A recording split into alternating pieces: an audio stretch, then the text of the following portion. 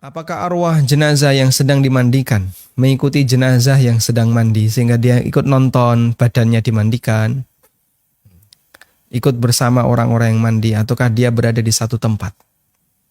Jawabannya, ketika dia sudah dicabut oleh Allah Subhanahu wa taala arwah itu, maka arwah ini mengalami proses sebagaimana yang disebutkan dalam hadis Al-Barra bin Azib.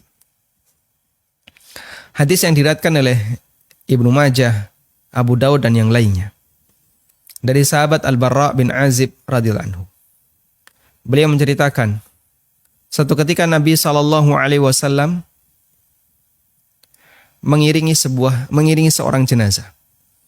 Setelah sampai di makam, ternyata kuburannya belum siap. Lalu bagian penggali kuburan, dia memperbaiki kuburan itu. Dan di saat itu Nabi SAW duduk sambil membawa tongkat, sambil membawa ranting. Lalu beliau tancapkan ranting itu ke bawah, kemudian beliau mendongak ke atas. Kemudian beliau mengatakan, Ista'idhu min adzabil qabr, ista'idhu min adzabil qabr. Mintalah perlindungan kepada Allah dari azab kubur. Kemudian beliau mulai bercerita tentang proses perjalanan roh. Beliau mengatakan, Innal abdal mu'mina. Sesungguhnya seorang hamba yang mukmin, idza adbara minad dunya wa aqbala ilal akhirah. Apabila dia mau meninggalkan dunia dan sudah bersiap untuk menuju akhirat, maka datang malaikat dengan rupa yang sangat cerah, membawa kain dari kain pilihan, membawa minyak wangi, hanut dari surga, dan beberapa yang diceritakan dalam hadis itu. Kemudian malaikat ini duduk di sekitar mayit ini, madal basar, sejauh mata memandang.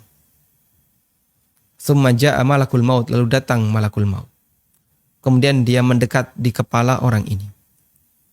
Lalu malakul maut menyampaikan, Ya ayyatuhan nafsut tayyibah, irji'i ila maghfirati minallahi wa ridwani.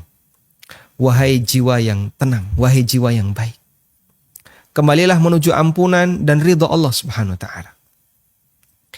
Jadi malaikat ini memanggil dengan panggilan yang sangat halus, panggilan yang sayang kepada si calon mayit ini. Akhirnya kata Nabi SAW, fayakhruju ruhuhu. Ruhnya pun keluar dengan sangat mudah. Sebagaimana keluar, kama yakhrujul ma'u min fayyis saqa. Sebagaimana air yang keluar dari mulut ceret. Ada ceret di sini? Ya. Tidak perlu kita buktikan ya. Tidak perlu kita lihat. Anda ketika punya teko, di sini ada gelas. Coba tuangkan, di sini ada airnya di teko ini. Anda tuangkan ke gelas tadi. Loh, kok nggak keluar Pak? Kenapa ini Pak? Oh, nyantol di dalam. Bukan nyantol Pak, kesumbat. Itu kalau tekonya belum dibuka, mulutnya. Begitu dibuka, air itu keluar dengan sangat lancar, mengalir dengan sangat lancar. Seperti itulah gambaran yang diberikan oleh Nabi SAW ketika roh seorang mukmin itu dicabut oleh Allah Subhanahu wa taala. Lalu dia dibawa ke langit, naik terus ke langit sampai ke langit yang tertinggi, langit yang ketujuh. Dan dalam proses naik ke langit itu ada proses dipuji oleh malaikat, ditanya ketika mencapai pintu langit dunia, ditanya, siapa ini? Ini adalah fulan bin fulan. Itu dapat izin, diizinkan naik, dan begitu seterusnya. Kemudian Allah perintahkan, uktubu kitab abdi fi illiyin. Letakkan catatan hambaku ini di illiyin. Kemudian Allah berfirman ini. Lalu dia dikembalikan dan di situ dalam hadis tersebut dinyatakan, ya, kembalikan roh ini ke jasadnya, yaitu berada di kuburan. Ya. Lalu datang dua malaikat. Kemudian dia ditanya. Terjadilah pertanyaan kubur. Sehingga dalam proses dari sejak dia mati sampai dia dimakamkan, ruh itu mengalami kesibukan. Pak, berapa lama dia mengalami proses seperti itu? Wallahu a'lam, kita tidak tahu. Maka jangan dibayangkan roh itu gentayangan di mana-mana melihat suasana sekelilingnya. Ya.